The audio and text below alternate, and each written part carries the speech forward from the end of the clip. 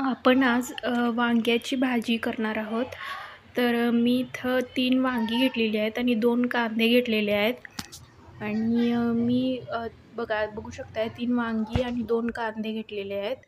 तर मी वांगी चिरून ती धुवून घेतलेली आहेत आणि स्वच्छ धुवून घ्यायची वांगी आणि त्यानंतर ते 2 जे कांदे आहेत ते चिरून घ्यायचे. बघा इथं मी वांगी धुवून घेतलेली आहेत आणि कांदे चिरून घेतलेले आहेत. ठीक आहे. तर थोडीशी कोथिंबीर पण मी इथं चिरून घेतलेली आहे.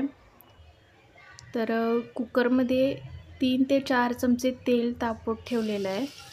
त्यामध्ये कांदा परतून घ्यायचा आहे. व्यवस्थित लालसर होईपर्यंत परतायचा आहे कांदा आपल्याला. आणि त्यामध्ये मग आता वांगी चिरलेली आहेत ते घालायची आहेत. त्यामध्ये आपण आता हळद आणि हिंग घालणार आहोत. हिंग घातलेलं आहे आणि त्याच्यानंतर हळद घातलेलं आहे. हळद थोडी अर्धा चमचा घालायची आहे.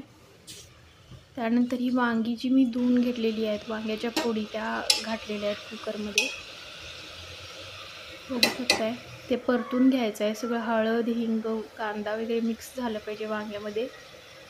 त्याच्यानंतर 1 चमचाभर मी लाल तिखट घातलेलं आहे, घरची चटणी. आणि त्याच्यानंतर चवीपुरतं मीठ आणि साखर घालायचं आहे. साखर थोडी घेतलेली आहे. ही साखर आहे आणि हे मीठ आहे. चवीपुरतं मीठ आणि साखर घालायचं आहे. मीठ आणि साखर इथे घातलेली आहे मी. आता ते हलवून घ्यायचं आहे, मीठ आणि साखर. ठीक आहे. बघू शकताय. थोडं खोबरं किसलेलं आहे.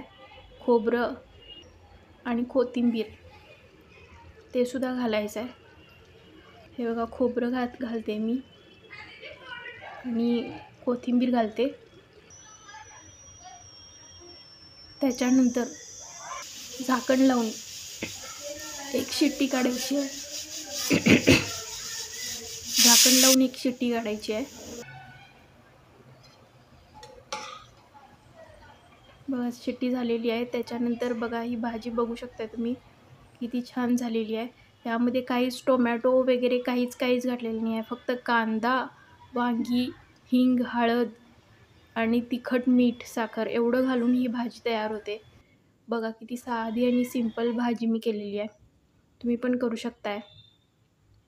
प्लीज माझ्या व्हिडिओला लाईक करा, शेअर करा आणि चॅनलला सबस्क्राईब करा. Thank you.